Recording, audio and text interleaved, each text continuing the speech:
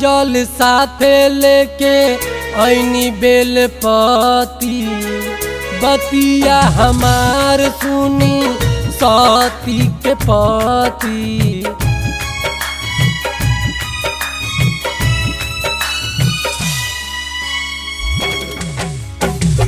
गंगा जल साथे लेके ऐनी बेलपति बतिया हमार सुनी सती के पति।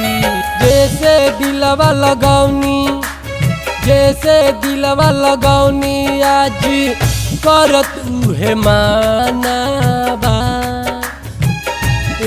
रोवे दिल ई हमार ए बाबा ताना मारत हम के जमाना बा। रोवे दिल ई हमार ए बाबा ताना मारत हम के जमाना बा।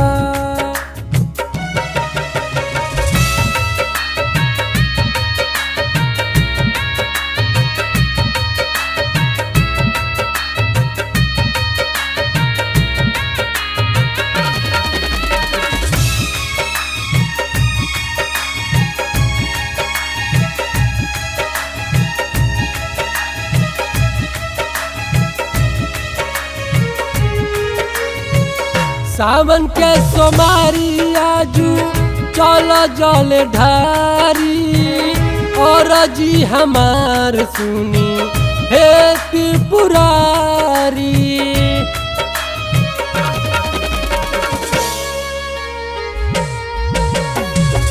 सावन के सोमारी दिने कैनी जल ढारी और जी हमार सुनी हे त्रिपुरारी। जैसे दिलवा लगौनी आजू करत उहे मानवा। रोवे दिल ई हमार ए बाबा ताना मारत हम के जमाना बा। रोवे दिल ई हमार ए बाबा ताना मारत हम के जमाना बा।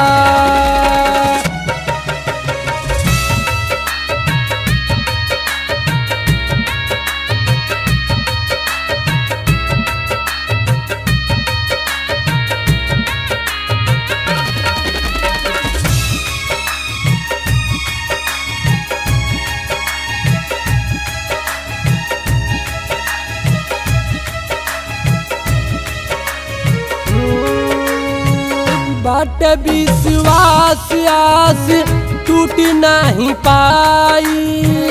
सरोजवा से नाता आज छूट नहीं पाई।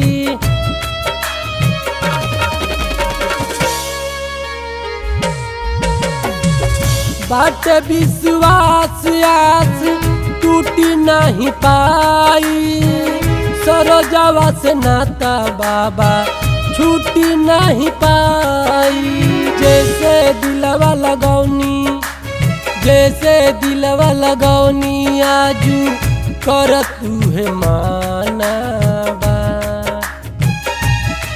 रोवे दिल ई हमार ए बाबा ताना मारत हम के जमाना बा।